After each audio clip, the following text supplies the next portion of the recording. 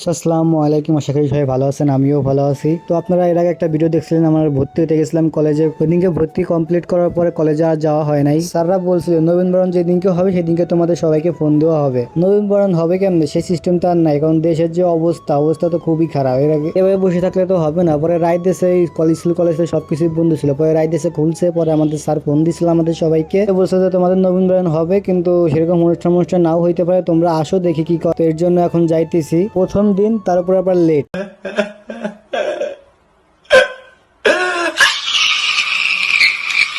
সবাই চলে গেছে আর আমার লেট হয়ে গেছে। যাই হোক, কিছু করার নাই, লেট হতেই পারে, স্বাভাবিক। সবার মতো তো আর আমি ফিরি না, আমার টুকটাক কাজও করা লাগে, আবার বাসায় কাজ করা লাগে। কাজও করতে হবে, কলেজও করতে হবে, পড়ালেখা করতে হবে, কাজও করতে হবে। এখন যাইতেছি, বাসে উঠে গেছি। দেন দেখতে দেখতে চলেই আসলাম আমাদের কলেজে। আর আসতে পারি নাই, কলেজে গেটের সামনে নামাই দেয় না। কলেজে গেটের সামনে নামাইলে বলে তাদের রেট ধরে, টাকা পয়সা চাই। এর জন্য টাকা পয়সা চাই বলতে কলেজের গেটের সামনে দাঁড়াইলে পরে জরিমানা ধরা হয়, এর জন্য দাঁড়ায় না। পরে আমার নামাই দিছে এই সামনে বাজারে।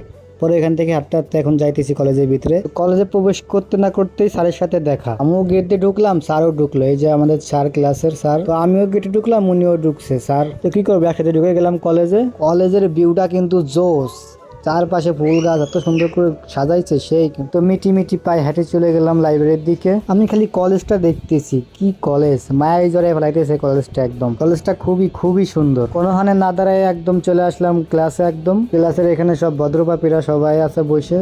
স্যার কিছু বক্তব্য দিতে, তার কথাগুলো বলতেছে। স্যার আজকে তো আর ক্লাস মিলাস হবে না, আজকে সিম্পল আর কি গল্প গুজব হবে, হালকা পাতলা হয়তো খাওয়া নাওয়া হইতে পারে। কারণ আমি দেখছি এই কলেজে প্রতি বছরই নবীনবরণ অনুষ্ঠান হয়, বড় করে অনুষ্ঠান হয়, সেরকম আপ্যায়ন করা হয়, সব দিক দিয়েই অনেক সুন্দর হয়।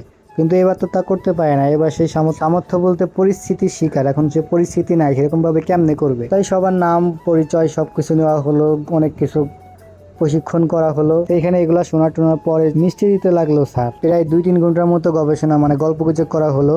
তারপর এখন স্যার মিষ্টি দিতেছে, যে আমার দিকে আইসে, আমারও এখন দিবে। সবাই দিতেছে মিষ্টি, একটা সমোসা, একটা সিঙ্গারা, এগুলা দেশে।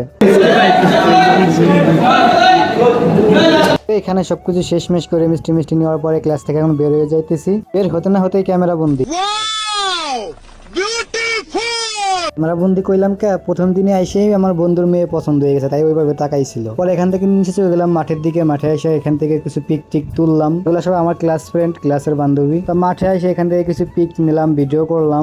বাসার দিকে রওনা দিব, যা ভিডিও করে ফেলছি, এখন বাসার দিকে রওনা দিব। সো আমার ভিডিওটা ভালো লেগে থাকলে সবাই লাইক কমেন্ট শেয়ার করে দিও, আর নতুন পেজটা ফলো করে দিও। দেন ভিডিও এখানেই শেষ। সবাই ভালো থাকবেন, আল্লাহ হাফেজ।